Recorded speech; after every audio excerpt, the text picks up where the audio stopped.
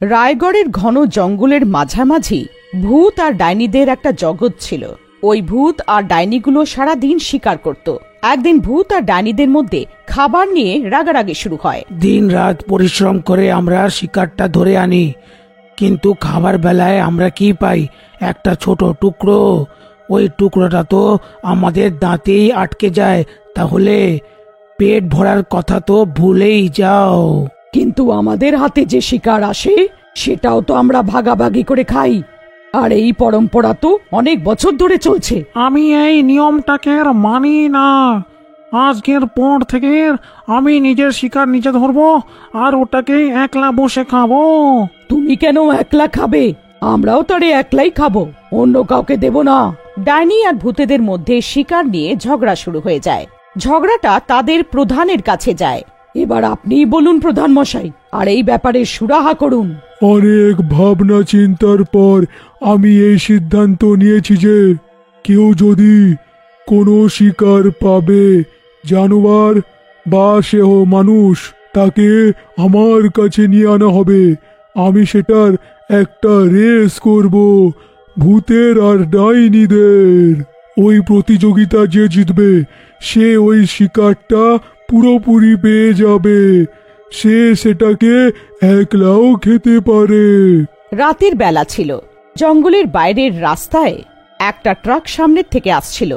এ আমার শিকার,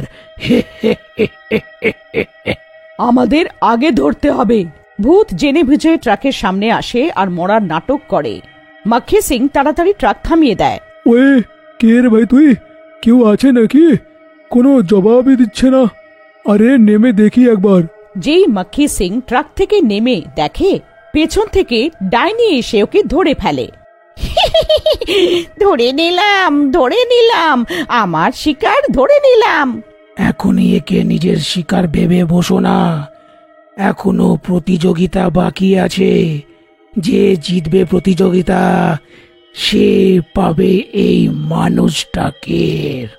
ওয়ে, এটা তো ভূত। আমাকে আমাকে ছেড়ে দাও, আমাকে যেতে দাও। ও পাজি, আমি তোমার কি ক্ষতি করেছি গো? তোর মতন মোটা সোটা লোকের জন্য আমি দৌড়ে কি পাহাড়ও চড়ে যাব? তুই তো গেলি এবার আমার পেটে। ওরা তাকে প্রধানের কাছে নিয়ে যায়। তারপর ভূত আর ডাইনির মধ্যে দৌড় শুরু হয়। প্রধানের ইশারায় সবাই দৌড়তে শুরু করে। সবার জঙ্গলের 3 চক্কর লাগানোর ছিল। জঙ্গলের 3টে চক্কর পুরো হতেই ডাইনি জিতে যায়। আমি জিতে গেলাম, এবার এই শিকার আমার হলো। আজ কত বছর পরে আমি পেট ভরে খাবো। এই শিকারটা তোমার। তুমি যেমন খুশি এটা খাও, কেটে খাও বা এমনি নুন হলুদ দিয়ে গিলে খাও। আরে ভাই, এটা কি হয়ে গেছে? আমি ভূতের দুনিয়াতে কি করে আটকে গেলাম ভাই? আরে কই আছে, আমাকে সাহায্য করবে? তখন ডাইনি মাখির মাথা ওর ধর থেকে আলাদা করে আর 2 হাত দিয়ে ওকে টেনে নদীর পাড়ে নিয়ে যায়। ওখানে বসে ও আরাম করে ওকে খায়। একদিন 2টো চোর বিক্কি আর বিট্টু কারোর বাড়ি থেকে চুরি করে পালাচ্ছিল। দৌড়তে দৌড়তে দুজনে ডাইনির এলাকায় ঢুকে যায়। ওখানে ঢুকতেই সব ডাইনিরা মানুষদের কাছাকাছি আসার গন্ধ পায়। এই গন্ধটা তো কোনো মানুষের, আর এই গন্ধ এই কোথাও আশেপাশের থেকে আসছে। এর মানে আমাদের এই এলাকায় কোনো মানুষ আছে। ও এখানে ঢুকে তো পড়েছে, কিন্তু এখান থেকে এবার বাইরে যেতে পারবে না। দাঁড়িয়ে আছো কেন সবাই? চলো খুঁজি। বাকি সব তো দৌড় করার পরেই জানা যাবে যে ওই মানুষগুলো কার ভোজন হবে। সব ডাইনিরা হাসতে হাসতে ওই মানুষদের খুঁজতে থাকে যাদের গন্ধ ওরা পাচ্ছিল। ওদিকে 2টো চোর থকে গিয়ে গাছের তলায় বসেছিল। পালাতে পালাতে অনেক ক্লান্ত হয়ে গেছি রে, আর অনেক হাঁপিয়েও গেছি। কিন্তু একটা জিনিস বলতে হবে, আমরা খুব খুশি, অনেক জিনিস পেয়ে গেছি রে আমরা। কিন্তু বলিস না যেন এই লুটের মালের মধ্যে আমাদের সমান সমান ভাগ আছে, অর্ধেক তোর আর অর্ধেক আমার। হ্যাঁ ভাই, মনে আছে রে। এখন অনেক রাত হয়ে গেছে রে ভাই, আমরা সকালবেলা হলে এই লুট করা মালগুলোকে নিজেদের মধ্যে ভাগ করে নেব। হ্যাঁ, তখনই ডাইনি পেছন থেকে বলে, ভাগ তো আমরাও করব, তাও তোমাদের আধা আধা। আজ তো অনেক খুশির কথা, আজ একটা না দুটো শিকার হাতে এসছে। হে ভগবান, আমরা কোথায় এসে পড়ে গেলাম রে? এখানে তো চারিদিকে ডাইনি আর ডাইনি, আমরা কোথায় ফেসে গেলাম হে ভগবান। এতটুকু বলেই ভিকি অজ্ঞান হয়ে মাটিতে পড়ে যায়। আরে বিক্কি, ওঠ রে, আরে তাড়াতাড়ি ওঠ, না হলে ডাইনিগুলো মারবে রে। আরে তুই উঠছিস না কেন রে বিক্কি? হে ভগবান, তোর কি হয়ে গেল? বিক্কি, ওঠ না ভাই। আমাদের দেখে বোধহয় অজ্ঞান হয়ে গেছে। তুমি চিন্তা করো না, এর জন্য আমাদের কোনো অসুবিধা নেই। আমরা মানুষদের যেমন তেমন খেতে পারি, আর তোমাদের উপরে তো আমি লঙ্কা মশলা দিয়ে খাবো। স্বপ্ন থেকে বাইরে এসো, কারণ আমরাও এখানে দাঁড়িয়ে আছি। এদের দুজনকে প্রধানের কাছে নিয়ে চলো, এরপরেই জানা যাবে এরা কার ভোজন হবে। এ তোমরা কি বলে যাচ্ছ? আমি তো কিচ্ছু বুঝতে পারছি না। আরে বিক্কি, বিক্কি ওঠ রে ভাই, তুই এরকম অজ্ঞান হয়ে কেন পড়ে গেলি রে? ভগবান, আমাদেরকে বাঁচাও। সব ডাইনিরা মিলে ওই দুজনের হাত পা বেঁধে প্রধানের কাছে নিয়ে যায়। প্রতিবারের মতন প্রধান দৌড়ের আয়োজন করে। দৌড় শুরু হয়। ওদিকে বিকির জ্ঞান ফেরে। ওর জ্ঞান ফিরতেই বিট্টু ওকে সবকিছু জানায় যা ওর অজ্ঞাতে হয়েছিল। আমাদেরকে এত শক্ত করে বেঁধেছে যে এইখান থেকে বেরোনো পুরো অসম্ভব।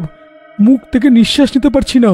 এখন কোনো লাভ নেই, মরার পরে আমরাও এদের মতন ভূত হয়ে যাব। এদের দলে নাম লিখিয়ে নেব, আর আমরাও এদের মতন মানুষদেরকে মেরে খাবো।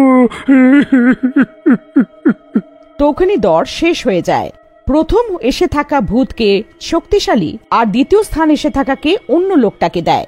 দুই ভূত ভিক্কি আর বিট্টুকে নিজেদের কোলে ওঠায় আর ওদেরকে খাবার জন্য নিজেদের সাথে নিয়ে যায়। কিছুদিন পরে জঙ্গলের সাথে লেগে থাকা একটা রাস্তা দিয়ে একটা পরিবার গাড়ি করে নিজেদের আত্মীয়ের বিয়েতে যাচ্ছিল। গাড়ি মহেশ চালাচ্ছিল, আর পেছনে ওর বউ গীতা আর মেয়ে দিয়া বসেছিল। তখনই ভূত পেছন থেকে ওর গাড়ি থামিয়ে দেয়। এই গাড়িটা তো এখনো অব্দি ঠিক ছিল, হঠাৎ এর কি হয়ে গেল? এখন গাড়ি দাঁড়িয়ে আছে মানে কিছু খারাপ হয়েছে, একবার নেমে দেখো তো। মহেশ গাড়ি থেকে বাইরে বেরিয়ে দেখে সামনের দিকে সব ঠিক ছিল। তারপর যেই পিছনে দেখলো ভূতকে দেখেই ওর মুখ দিয়ে চিৎকার বেরিয়ে যায়। বাবা বাবা বাবা, ভূত! আরে পালাও এখান থেকে, জলদি চলো এখান থেকে।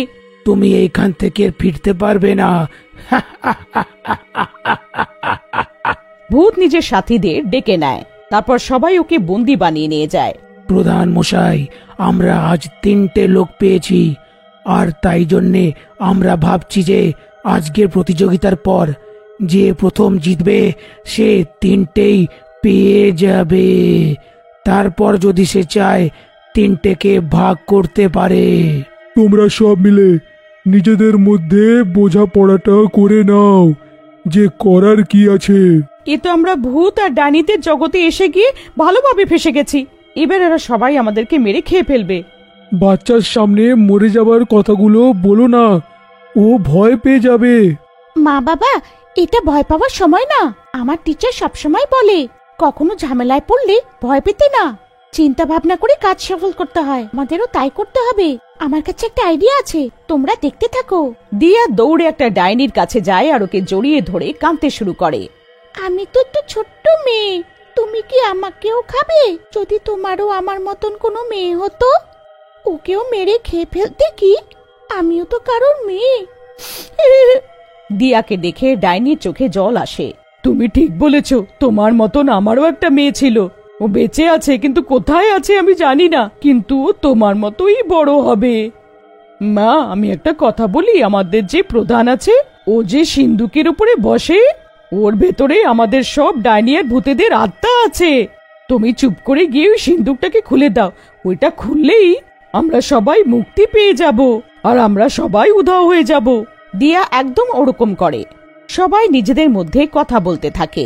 ওদিকে দিয়া চুপচাপ সিন্ধুক খুলে দেয়। ওর খুলতেই সব ভূত আর ডাইনি উধাও হয়ে যায়। সেদিন পর থেকে ওই জঙ্গলের আশেপাশে কোনো ডাইনি আর ভূত দেখা যায়নি।